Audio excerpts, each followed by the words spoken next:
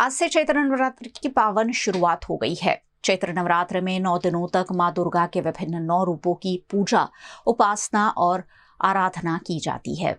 आज मां शैलपुत्री के स्वरूप की पूजा हो रही है। चैत्र नवरात्र की शुरुआत के साथ ही वडोदरा के अलग अलग माताजी के मंदिरों में भी सुबह से ही भाविक भक्तों की कतारें देखी गई।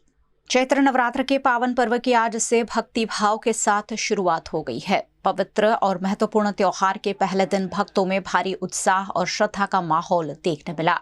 वडोदरा के बहुप्रसिद्ध श्री बहुचराजी माताजी मंदिर में महाराजा गायकवाड़ संचालित देवस्थान ट्रस्ट द्वारा विशेष पूजा का आयोजन किया गया। सुबह से ही यहां बड़ी संख्या में भाविक भक्तों ने माताजी के दर्शन का लाभ लिया। इस मौके पर मंदिर में विशेष पूजा अर्चना और आरती की गई। मंदिर में सुरक्षा और स्वच्छता की भी विशेष व्यवस्था की गई ताकि भक्तों को कोई असुविधा ना हो। चैत्र नवरात्र की काफी महत्ता है। ऐसे में मंदिर के महंत बिरेन महाराज ने इस पर बताया कि 9 दिन में शक्ति की उपासना के लिए काफी पवित्र दिन माने जाते हैं। तमाम भाविक भक्तों ने जણાવું છું કે આજથી ચૈત્રી માસનો પ્રારંભ થાય છે। ચૈત્ર માસના પ્રથમ 9 દિવસ એ ચૈત્રી નવરાત્રિ તરીકે ઉજવવામાં આવે છે। ચૈત્રી નવરાત્રિનો પ્રથમ દિવસ એટલે કે ગુડી પડવો।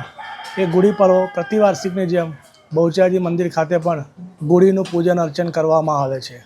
ચૈત્રી નવરાત્રિના 9 દિવસ માતાજીના ભક્તો માતાજીના જપ તપ અનુષ્ઠાન વગેરે કરે છે અને માતાજીના આશીર્વાદ પ્રાપ્ત કરે છે। ધાર્મિક દૃષ્ટિકોણથી જોવા જઈએ તો ચૈત્રી નવરાત્રિ અને ચૈત્ર માસનો ખૂબ જ મહત્ત્વ રહેલું છે, કારણ કે ચૈત્રી નવરાત્રિના પ્રથમ દિવસે બ્રહ્માજીએ સૃષ્ટિનું સર્જન કર્યું હતું। ત્યારબાદ ચૈત્રી નવરાત્રિના ત્રીજા દિવસે ભગવાન વિષ્ણુએ એમનો સૌપ્રથમ મત્સ્ય અવતાર ધારણ કર્યો હતો।